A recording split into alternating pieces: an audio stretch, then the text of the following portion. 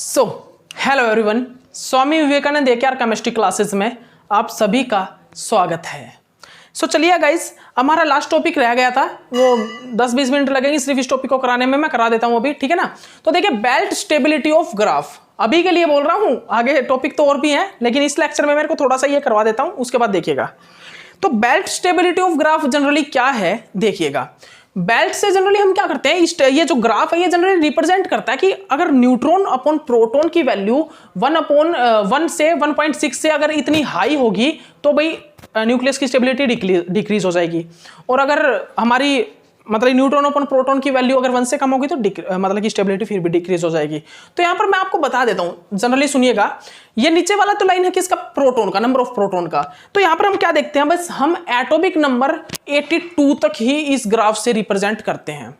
इस ग्राफ के थ्रू हम न्यूक्लियस की स्टेबिलिटी कितने एटॉमिक नंबर तक कर सकते हैं, 82 तक। 82 से ऊपर वाले जो एटम्स हैं, जो न्यूक्लियस हैं, 82 नंबर जो एटॉमिक नंबर है, उससे ऊपर वाले जो एटॉमिक नंबर के जो एलिमेंट्स हैं, न्यूक्लियस हैं, उनकी स्टेबिलिटी को हम डिफरेंट रूल से, डिफरेंट मेथड से, डिफरेंट प्रोसेस से रिप्रेजेंट करते हैं, ठीक है ना। तो अब आप इसको समझिएगा। देखिए यहां पर नंबर ऑफ प्रोटॉन कितने, 82, ठीक है ना, और न्यूट्रॉन कितने हैं, 126, मतलब 126, ठीक है ना, 126। तो आप सभी को पता है जिसका एटॉमिक नंबर 82 होता है, ठीक है ना, उसके प्रोटॉन, जिसके प्रोटॉन 82 होते हैं जनरली, उसके न्यूट्रॉन कितने होते हैं, 126। जैसे कि लेड हो गया, यूरेनियम हो गया। तो आप सभी को पता है ना, आप सभी को ये चीज तो पता ही है, जिसका नंबर ऑफ प्रोटॉन 82 है उसके न्यूट्रॉन कितने होते हैं, 126। तो यहां पर लास्ट प्रोटॉन नंबर कितना है, 82, तो न्यूट्रॉन कितना होगा, 126। ये तो आपको पता लग गया, ठीक है ना, इसका तो आपको पता लग गया होगा। न्यूट्रॉन 82 है तो लास्ट हमारा क्या होगा, 126 न्यूट्रॉन होंगे, ठीक है ना। तो आप देखिएगा यहां पर हम टाइप्स ऑफ डीके को स्टडी करते हैं, टाइप्स ऑफ डीके, ठीक है ना, टाइप्स ऑफ डीके। यहां पे हम जनरली टाइप्स ऑफ डीके को स्टडी करेंगे। तो आप सबसे पहले इस ग्राफ को समझिएगा।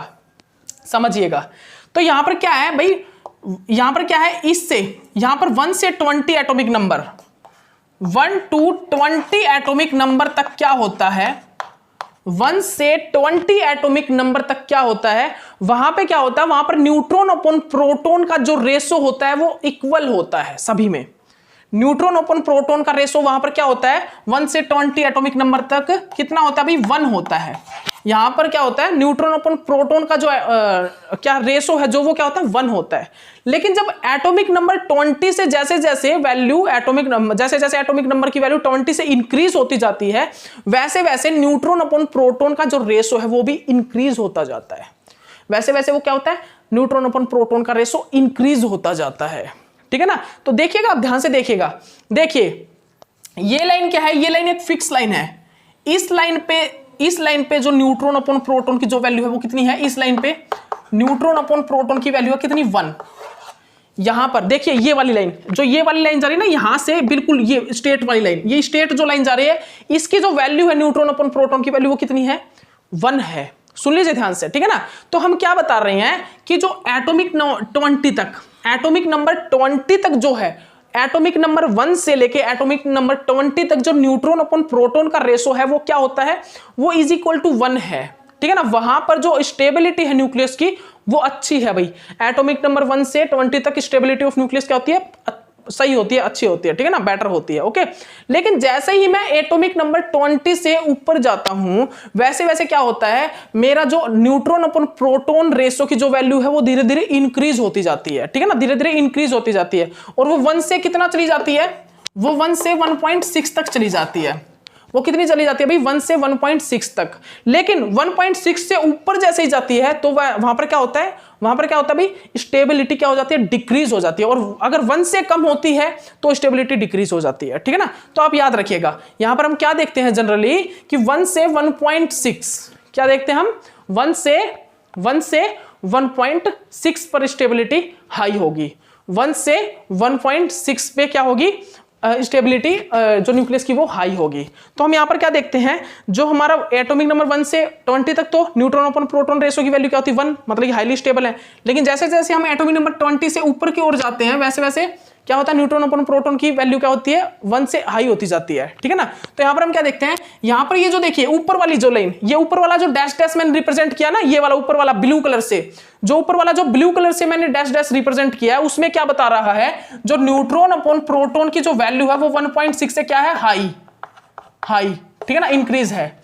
वहां पर क्या देख रहे हैं हम, ये जो ब्लू डैश है, ये जो ब्लू डैश वो रिप्रेजेंट कर रहा है कि न्यूट्रॉन और प्रोटॉन की जो वैल्यू है वो 1.6 से हाई है। और उसके बाद यहां पर देखिए ये जो लाइन है, ये बीच में जो लाइन है, इसके बीच में ये येलो कलर की लाइन है, ये बना लीजिए आप, ये इसके बीच में ये लाइन है एक, ठीक है ना, इसके बीच में, ठीक है ना।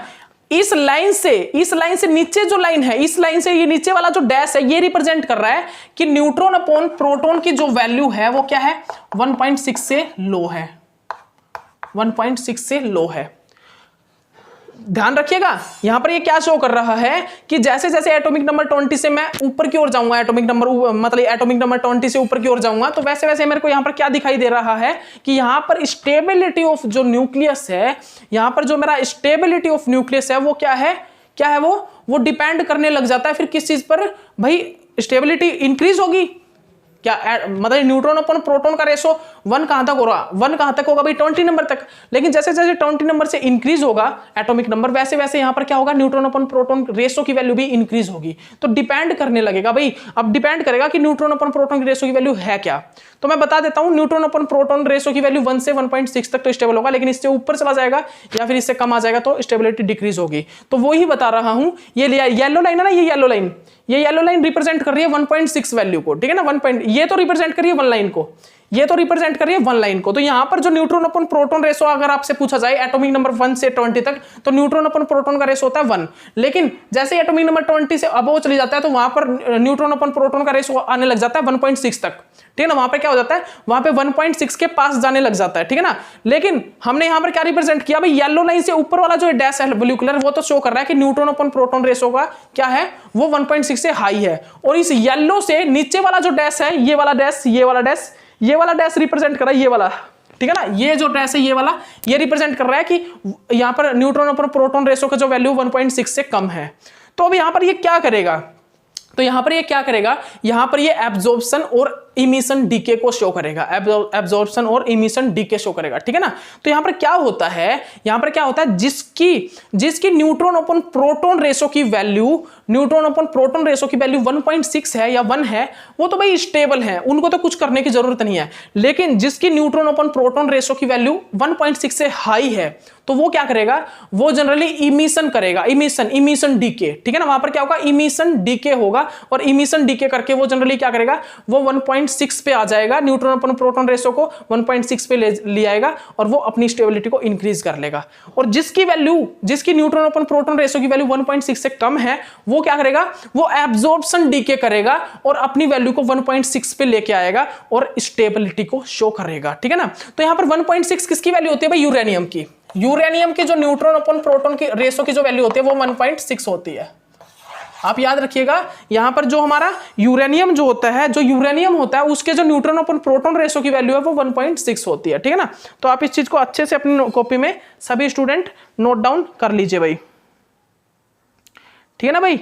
आप सभी इसमें अपनी कॉपी अपनी कॉपी में नोट डाउन कर लीजिए, ओके। तो इसके बाद हम यहां पर क्या देखेंगे कि जैसे जैसे मैं एटॉमिक नंबर 1 से 20 पहले एटॉमिक नंबर 20 से ऊपर की ओर जाऊंगा, तो वहां पर क्या होगा, वहां पर मेरा न्यूट्रॉन नंबर इंक्रीज होगा, ना कि प्रोटॉन नंबर।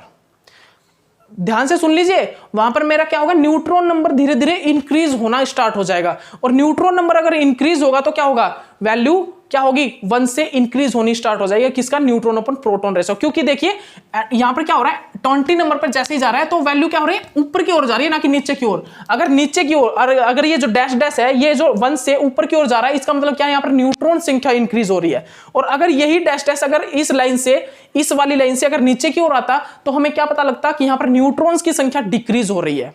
तो हम इससे क्या पता कर सकते हैं, हम इससे यह भी पता कर सकते हैं कि यहां पर न्यूट्रॉन की संख्या इंक्रीज होगी या डिक्रीज होगी। तो हम बेल्ट स्टेबिलिटी ऑफ ग्राफ में ये देख सकते हैं कि जैसे ही वैल्यू एटॉमिक नंबर जैसे 20 आएगा और 20 के बाद यहां पर एटॉमिक नंबर इंक्रीज होगा, तो यहां पर जो ये डैश है ना, ये न्यूट्रॉन अपन प्रोटॉन रेशो की वैल्यू जो इंक्रीज होना स्टार्ट होगी, यहां पर हम क्या देखते हैं, यहां पर न्यूट्रॉन की संख्या इंक्रीज होगी, ना कि प्रोटॉन की संख्या, ठीक है ना। यहां पर जैसे जैसे न्यूट्रॉन की संख्या इंक्रीज होगी वैसे वैसे न्यूट्रॉन अपन प्रोटॉन रेशो भी इंक्रीज होगा, ठीक है ना। वैसे ये तो आपको पता ही है क्या होता है न्यूट्रॉन अपन प्रोटॉन, ठीक है ना। न्यूट्रॉन की वैल्यू इंक्रीज हो रही है, मतलब कि यहां पर न्यूट्रॉन पर प्रोटॉन रेशो भी इंक्रीज हो रहा है, ठीक है ना।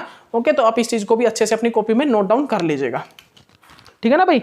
ओके, इस चीज को आप अच्छे से अपनी कॉपी में नोट डाउन कर लीजिए, ठीक है ना। तो इस पूरे पॉइंट को आप लिख लीजिए, उसके बाद हम कुछ और पॉइंट कराते हैं आपको।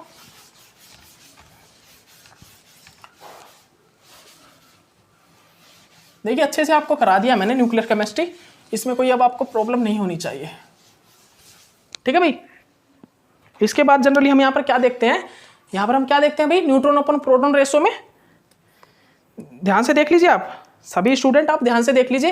यहाँ पर हम क्या देख रहे हैं भाई, न्यूट्रॉन अपन जो प्रोटॉन का रेशो है वो उसमें क्या हो रहा है, neutron upon proton ratio, neutron upon proton ratio 1.6 it directly proportional to किसके, न्यूट्रॉन के, and inversely proportional to proton, ठीक है ना। अगर हमारा न्यूट्रॉन की संख्या इंक्रीज होगी, आप ये लिख लीजिए neutron upon proton ratio is directly proportional to neutron and proton, ठीक है ना। तो आप ये चीज लिख लीजिए, एक मिनट रुकिएगा, आप ये न्यूट्रॉन अपन प्रोटॉन मत लिखिए, आप न्यूट्रॉन अपन प्रोटॉन नहीं आएगा, यहां पर आएगा एटॉमिक नंबर 20 टू हाई,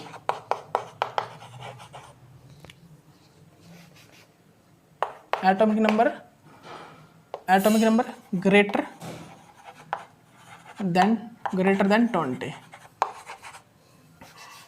जब हमारा एटॉमिक नंबर 20 से हाई होगा ना, उस टाइम पे क्या होगा, हमारा क्या होगा भाई, डायरेक्टली प्रोपोर्शनल होगा न्यूट्रॉन के और इनवर्सली प्रोपोर्शनल होगा प्रोटॉन के।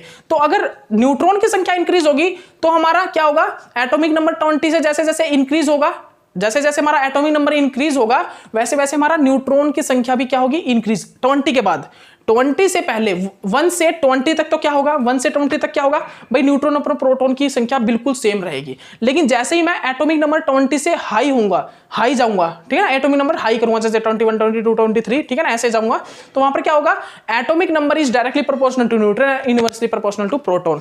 तो हम अगर यहां पर क्या करेंगे, 20 के बाद न्यूट्रॉन इंक्रीज करेंगे तो एटॉमिक नंबर इंक्रीज होगा, प्रोटॉन इंक्रीज करेंगे तो एटॉमिक नंबर डिक्रीज होगा, याद रखिएगा, ठीक है ना। तो हम क्या करेंगे, अगर न्यूट्रॉन की संख्या इंक्रीज करेंगे तो एटॉमिक नंबर इंक्रीज होगा, प्रोटॉन इंक्रीज करेंगे तो एटॉमिक नंबर डिक्रीज होगा, याद रखिएगा। तो अगर हम बात करें न्यूट्रॉन अपन प्रोटॉन रेशो की, तो वो डायरेक्टली प्रोपोर्शनल होता है किसके, एटॉमिक नंबर के, ठीक है ना, एटॉमिक नंबर के। तो एटॉमिक नंबर अगर 20 से high, atomic number greater than 20 के, एटॉमिक नंबर ग्रेटर देन 20, ठीक है ना, एटॉमिक नंबर ग्रेटर देन 20 के वो डायरेक्टली प्रोपोर्शनल होता है, बिकॉज अगर हम अगर हम एटॉमिक नंबर 20 से हाई लेंगे तो न्यूट्रॉन अपन प्रोटॉन रेशो भी क्या होगा, इंक्रीज होगा। वहां पर क्या होगा, न्यूट्रॉन की संख्या हाई होगी, प्रोटॉन की संख्या कम होगी। तो याद रखिए आप इस चीज को भी आप अच्छे से नोट डाउन अपनी कॉपी में सभी स्टूडेंट कर लीजिए भाई, ठीक है ना, सभी स्टूडेंट कर लीजिए। ओके, ठीक है भाई, तो आप इस चीज को कर लीजिएगा, ठीक है ना। तो हमने क्या बताया भाई यहां पर, सो फाइनली हमने यहां पर क्या बताया भाई, बेल्ट स्टेबिलिटी ऑफ ग्राफ में हमने क्या बताया कि यहां पर जो हमारा स्टेबल कितनी होती है, न्यूट्रॉन अपन प्रोटॉन की रेशो की वैल्यू जो स्टेबल होती है वो कितनी होती है, 1, ठीक है ना। और कितनी होती है, न्यूट्रॉन अपन प्रोटॉन रेशो की वैल्यू 1.6 तक होती है, 1.6 तक, ठीक है ना, 1.6 तक होती है, ठीक है ना। तो यहां पर यूरेनियम जो होता है ना, यूरेनियम, उसकी जो न्यूट्रॉन अपन प्रोटॉन रेशो की वैल्यू वो कितनी होती है, वो हमारी 1.6 होती है। और याद रखिएगा मैं n को कैपिटल में शो कर रहा हूं ना, तो आप स्मॉल में कर लेना, आप n को स्मॉल में कर लेना, कभी आप n को कैपिटल में सोच के, मतलब हम जनरली क्या करते हैं, न्यूक्लियॉन्स जो होते हैं, न्यूक्लियॉन्स, आप एक काम कीजिए, कर लीजिए यहां पर, या स्मॉल n कर लीजिए, नहीं आप समझ जाओ तो कोई दिक्कत नहीं है, नहीं तो यहां पर स्मॉल n कर लीजिए, बिकॉज स्मॉल n से हम न्यूट्रॉन को रिप्रेजेंट कर रहे हैं, कैपिटल N से हम न्यूक्लियॉन्स को रिप्रेजेंट करेंगे, न्यूक्लियॉन्स को या न्यूक्लियस को, ठीक है ना, न्यूक्लियॉन्स को रिप्रेजेंट कर रहे हैं, ठीक है ना। ओके, सो स्मॉल n कर लीजिए, बेशक से आपको पता लग जाए ताकि ये न्यूट्रॉन है, ठीक है ना, न्यूट्रॉन और प्रोटॉन का रेशो है। ओके, तो यहां पर हम क्या देखते हैं, बेल्ट स्टेबिलिटी ऑफ ग्राफ में, कि यहां पर हमने क्या देखा, यहां पर जो हमने ब्लू लाइन देखी, ब्लू लाइन, उस ब्लू लाइन में क्या था, न्यूट्रॉन अपन प्रोटॉन रेशो क्या था,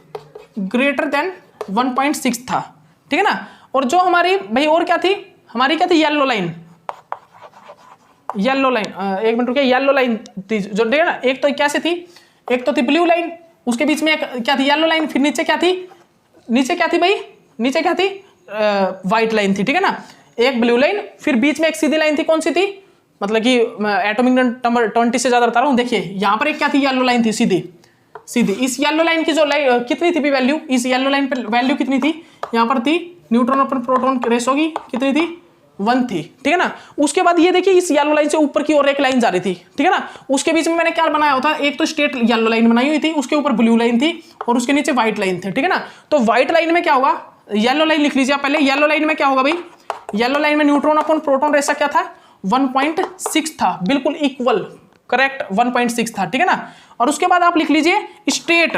STRAIGHT, straight, straight yellow line, straight yellow line, straight yellow line में जो न्यूट्रॉन अपन प्रोटॉन रेशो था वो कितना था भाई, न्यूट्रॉन अपन प्रोटॉन रेशो 1 था, ठीक है ना। स्ट्रेट येलो लाइन ये वाली थी, ठीक है ना, स्ट्रेट वाली ये थी, और जो बैंड कर रही थी वो कौन सी थी, येलो लाइन ये वाली, ठीक है ना। एक तो थी straight yellow line, straight yellow line कौन सी थी, जिसपे न्यूट्रॉन अपन प्रोटॉन रेशो 1 था, स्ट्रेट येलो लाइन पे न्यूट्रॉन अपन प्रोटॉन रेशो 1 था, और जो बेंट येलो लाइन थी उस पे न्यूट्रॉन अपन प्रोटॉन रेशो कितना था, 1.6 था, ठीक है ना। उसके बाद हमने क्या देखा था, व्हाइट लाइन, ठीक है ना।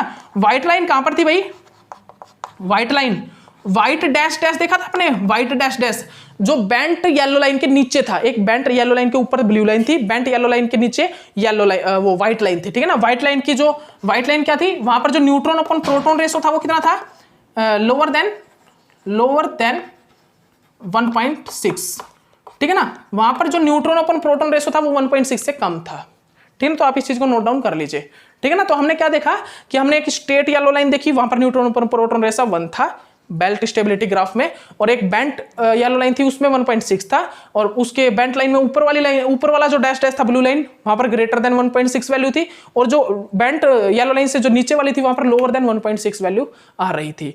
तो हमने क्या देखा भाई, जो ब्लू लाइन है वो neutron upon proton ratio high show कर रही है, तो वहां पर क्या होगा, वहां पर इमिशन डीके होगा, वहां पर क्या होगा भाई, इसके लिए क्या होगा, इमिशन डीके, ये जनरली क्या शो करेगा, emission decay, emission decay show करके ये क्या करेगा, ये 1.6 पे आएगा और अपनी स्टेबिलिटी को इंक्रीज करेगा, ठीक है ना। इमिशन डीके से क्या करेगा, इंक्रीज स्टेबिलिटी, इमिशन डीके से क्या करेगा, स्टेबिलिटी को इंक्रीज करेगा, ठीक है ना। ओके, उसके बाद यहां पर क्या होता है भाई, उसके बाद यहां पर क्या, व्हाइट लाइन, व्हाइट लाइन क्या करेगा, एब्जॉर्प्शन डीके, एब्जॉर्प्शन डीके, ठीक है ना, एब्जॉर्प्शन डीके, ये जनरली क्या करेगा, रेडिएशन को एब्जॉर्ब करके क्या करेगा, इंक्रीज करेगा स्टेबिलिटी को, ठीक है ना, इंक्रीज स्टेबिलिटी, ठीक है ना। ये क्या करेगा, ये क्या करेगा, एब्जॉर्प्शन डीके, ये एब्जॉर्ब करके रेडिएशन को, और ये क्या करेगा, इंक्रीज करेगा स्टेबिलिटी ऑफ न्यूक्लियस को, ठीक है ना। तो इस चीज को भी आप अच्छे से अपनी कॉपी में नोट डाउन कर लीजिए। इसके बाद पॉइंट क्या आता है भाई, इसके बाद पॉइंट क्या आता है, इसके बाद पॉइंट आता है कि ये जो बेल्ट स्टेबिलिटी ऑफ ग्राफ है वो ओनली एटॉमिक नंबर 82 तक ही शो कर पाता है स्टेबिलिटी ऑफ न्यूक्लियस को। यहां पर क्या देखते हैं हम, एटॉमिक नंबर 82, तो यहां पर ये जो बेल्ट स्टेबिलिटी ऑफ ग्राफ है वो ओनली एटॉमिक नंबर 82 तक ही स्टेबिलिटी ऑफ न्यूक्लियस को रिप्रेजेंट करता है, लेकिन ग्रेटर देन 82 या ग्रेटर देन यूरेनियम के आफ्टर यूरेनियम, जो यूरेनियम होता है उसका एटॉमिक नंबर जनरली 82 ही होता है, ठीक है ना। तो हम अगर बात करें कि यूरेनियम के बाद वाले जो एटम होते हैं, यूरेनियम के बाद वाले जो न्यूक्लियस होते हैं, उनकी स्टेबिलिटी हम कैसे रिप्रेजेंट करते हैं, तो उनकी स्टेबिलिटी हम किसी डिफरेंट प्रोसेस से रिप्रेजेंट करते हैं, उनकी स्टेबिलिटी को हम एक रिएक्शन के थ्रू रिप्रेजेंट करते हैं, ठीक है ना। वहां पर एक रिएक्शन होती है, उस रिएक्शन से उनके क्या होता है, स्टेबिलिटी रिप्रेजेंट की जाती है। अगर हमारा वहां पर उनका न्यूट्रॉन अपन प्रोटॉन रेशो क्या है भाई, हाई है, अगर neutron upon proton ratio high है तो वहां पर हम क्या करते हैं, वहां पर एक रिएक्शन लगाते हैं, और उस रिएक्शन में क्या करते हैं, वहां पर उसके न्यूट्रॉन के नंबर को डिक्रीज कर देते हैं, जिसके कारण वहां पर क्या होगा, उसकी स्टेबिलिटी इंक्रीज हो जाएगी। अगर न्यूट्रॉन डिक्रीज होगा तो न्यूट्रॉन अपन प्रोटॉन रेशो क्या आएगा, कम आ जाएगा, और कम आने के कारण क्या होगा, वहां पर स्टेबिलिटी इंक्रीज हो जाएगी। और अगर न्यूट्रॉन अपन प्रोटॉन रेशो क्या है भाई, कम है, तो वहां पर हम क्या करते हैं, न्यूट्रॉन की संख्या को इंक्रीज कर देते हैं, जिससे क्या होता है, हमारी स्टेबिलिटी इंक्रीज हो जाती है, ठीक है ना। तो आप इस चीज को भी नोट डाउन कर लीजिए अच्छे से। तो मैंने क्या बताया कि ये जो बेल्ट स्टेबिलिटी ऑफ ग्राफ है ये ओनली 82 एटॉमिक नंबर तक ही स्टेबिलिटी ऑफ न्यूक्लियस को रिप्रेजेंट करता है, स्टेबिलिटी ऑफ न्यूक्लियस रिप्रेजेंट करता है। लेकिन 82 से ज्यादा नंबर वाले जो 82 एटॉमिक नंबर से ज्यादा वाले जो एटम न्यूक्लियस होते हैं वो क्या होते हैं, यूरेनियम से बाद वाले, ठीक है ना। तो आप लिख सकते हो आप क्या, जो यूरेनियम के बाद वाले जो न्यूक्लियस हैं, क्या भाई, जो हमारे यूरेनियम के बाद वाले जो हमारे न्यूक्लियस होते हैं, जो एटम्स होते हैं, उनकी स्टेबिलिटी को हम कैसे रिप्रेजेंट करते हैं भाई, उनकी स्टेबिलिटी को हम एक रिएक्शन के थ्रू, ठीक है ना, रिएक्शन, उनकी स्टेबिलिटी को हम रिएक्शन के थ्रू क्या करते हैं, रिप्रेजेंट करते हैं, by the help of reaction, by the help of reaction हम रिप्रेजेंट करते हैं। तो सुनिए कैसे, अगर जब when value of neutron upon proton is greater than 1.6, मतलब कि ये बोल रहा है अगर मेरा न्यूट्रॉन अपन प्रोटॉन जो रेशो है उसकी वैल्यू हाई है, 1.6 से भी हाई है, तो यहां पर क्या होता है, हम क्या करते हैं भाई, न्यूक्लियस में क्या करते हैं, न्यूट्रॉन अपन प्रोटॉन में क्या करते हैं, न्यूट्रॉन्स, जो न्यूट्रॉन है उनको क्या करते थे, डिक्रीज कर देते हैं, न्यूट्रॉन्स की वैल्यू को क्या करते थे, डिक्रीज, जिसके कारण यहां पर क्या होता है, न्यूट्रॉन अगर डिक्रीज होगा तो स्टेबिलिटी भी डिक्रीज होगी, बिकॉज हमने पढ़ा है, हमने स्टडी क्या neutron is increase with increase the stability of nucleus. तो हम यहां पर क्या करते हैं, इस रिएक्शन में न्यूट्रॉन की संख्या को डिक्रीज कर देंगे, जिसके कारण क्या होगा भाई, इंक्रीज स्टेबिलिटी ऑफ न्यूक्लियस, जिससे क्या होगा, स्टेबिलिटी ऑफ न्यूक्लियस इंक्रीज हो जाएगी, ठीक है ना। तो हमने क्या देखा, अगर हमारी न्यूट्रॉन अपन प्रोटॉन रेशो की वैल्यू 1.6 से हाई है, मतलब अनस्टेबल है न्यूक्लियस, वैल्यू बहुत ज्यादा हाई है, तो वहां पर क्या होगा, वहां पर हमारा इमिशन डीके होगा, एक प्रकार से आप इमिशन बोल सकते हो, लेकिन यहां पर इमिशन का यूज नहीं करेंगे, ठीक है ना। यहां पर हम क्या देखेंगे, यहां पर हम न्यूट्रॉन की संख्या को डिक्रीज कर देंगे, यहां पर हम क्या करते हैं भाई, यहां पर हम एक रिएक्शन लगाते हैं और उस रिएक्शन में क्या करते हैं, न्यूट्रॉन की संख्या को डिक्रीज कर देते हैं। और आप सभी ने ये चीज स्टडी किया कि अगर हम न्यूट्रॉन की संख्या को डिक्रीज कर देंगे तो यहां पर क्या होगा, न्यूट्रॉन अपन प्रोटॉन रेशो क्या होगा, डिक्रीज हो जाएगा, और न्यूट्रॉन अपन प्रोटॉन रेशो अगर डिक्रीज हो जाएगा तो वो 1.6 के पास आ जाएगा, 1.6 वैल्यू पे आ जाएगा, जिसके कारण वहां पर क्या होगा, स्टेबिलिटी इंक्रीज हो जाएगी, ठीक है ना। तो यहां पर क्या होगा, न्यूट्रॉन अपन प्रोटॉन रेशो क्या होगा, 1.6 के पास आ जाएगा, अगर हम न्यूट्रॉन अपन प्रोटॉन रेशो में क्या करते हैं, न्यूट्रॉन की संख्या डिक्रीज कर देते हैं, ठीक है ना। न्यूट्रॉन अपन प्रोटॉन में न्यूट्रॉन की संख्या अगर डिक्रीज करेंगे तो क्या होगा, स्टेबिलिटी ऑफ न्यूक्लियस इंक्रीज हो जाएगी। लेकिन अगर न्यूट्रॉन अपॉन प्रोटॉन की रेशो की वैल्यू अगर क्या है, 1.6 से कम है, 1.6 से कम है, तो हम क्या करते हैं, तो हम यहां पर न्यूट्रॉन की संख्या को इंक्रीज कर देंगे, तो यहां पर क्या होगा, न्यूट्रॉन की संख्या को इंक्रीज करेंगे तो वो क्या होगा, वो 1.6 के पास चला जाएगा, 1.6 के पास चला जाएगा, और जिसके कारण क्या होगा, वो स्टेबिलिटी की ओर जाने लग जाएगा, और 1.6 पे आगे वो अपने आप को स्टेबल में कन्वर्ट कर लेगा, स्टेबल न्यूक्लियस में कन्वर्ट कर लेगा, ठीक है ना। तो यहां पर क्या देखा हमने कि जहां पर 82 एटॉमिक नंबर आ जाता है, और उस 82 एटॉमिक नंबर के बाद वाले जो एटम्स होते हैं, न्यूक्लियस होते हैं, जैसे कि यूरेनियम के बाद वाले न्यूक्लियस, उनकी स्टेबिलिटी को हम बेल्ट स्टेबिलिटी ऑफ ग्राफ से रिप्रेजेंट नहीं कर पाते, उनकी स्टेबिलिटी को हम एक रिएक्शन के थ्रू रिप्रेजेंट करते हैं। तो वहां पर क्या होता है, अगर उन एटम और न्यूक्लियस में अगर न्यूट्रॉन और प्रोटॉन की रेशो की वैल्यू अगर 1.6 से हाई है, तो वहां पर हम क्या करेंगे, न्यूट्रॉन की संख्या को डिक्रीज कर देंगे, जिससे वो स्टेबिलिटी की ओर आ जाएंगे, ठीक है ना, जिससे उनकी स्टेबिलिटी इंक्रीज होगी। अगर न्यूट्रॉन और प्रोटॉन रेशो की वैल्यू 1.6 से कम है, तो हम क्या करेंगे, वहां पर हम न्यूट्रॉन की संख्या इंक्रीज कर देंगे, जिससे क्या होगा, वो स्टेबिलिटी की ओर जाने लगेंगे, और वो क्या करेंगे, इंक्रीज करने लग जाएंगे अपनी स्टेबिलिटी को, ठीक है ना। क्या करेंगे, वो स्टेबिलिटी ऑफ न्यूक्लियस की ओर मतलब कि फॉरवर्ड होने लग जाएंगे, उनमें क्या होगा, इंक्रीज होने लग जाएगी क्या, स्टेबिलिटी ऑफ न्यूक्लियस। तो हम क्या करेंगे, लोअर 1.6 से कम होगा अगर न्यूट्रॉन प्रोटॉन रेशो, तो हम क्या करेंगे, न्यूट्रॉन की संख्या को इंक्रीज करेंगे, जिससे क्या होगा, इंक्रीज होने लग जाएगी स्टेबिलिटी ऑफ न्यूक्लियस, ठीक है ना। तो ये भाई हमने कर लिया है, ये जितना टॉपिक मेरे को अभी कराना था आपको, ये मैंने इस लेक्चर में करा दिया, ठीक है ना आपको। अब नेक्स्ट जो है हम इमिशन से स्टार्ट करेंगे, जो आपका मोस्ट इंपॉर्टेंट टॉपिक है, नोट कर लेना, वहां पर very important for CSIR net JRF, note कर लेना, और एक मैजिक नंबर को नोट कर लेना। मैं आपको बता दूंगा, मतलब कि आपको जब फाइनल करा दूंगा ना फाइनल लेक्चर जो होगा हमारा, उसमें आपको कंप्लीट ये बता दूंगा कौन सा पार्ट आपका वेरी इंपॉर्टेंट था, बहुत ज्यादा इंपॉर्टेंट। तो अब जो आने वाला है वो बहुत ज्यादा इंपॉर्टेंट है, क्वेश्चन भी लास्ट में मैं आपको कराऊंगा, आपको मैं क्वेश्चन भी कराने वाला हूँ न्यूक्लियर केमिस्ट्री के, ठीक है ना। तो कोई घबराने की जरूरत नहीं है, यहाँ से जो मैं कराऊंगा वो आएगा आपके सामने, यहाँ से क्वेश्चन आपके सामने पुटअप होंगे, ठीक है ना। तो अभी के लिए इतना ही काफी, नेक्स्ट लेक्चर में मिलते हैं, ओके बाय।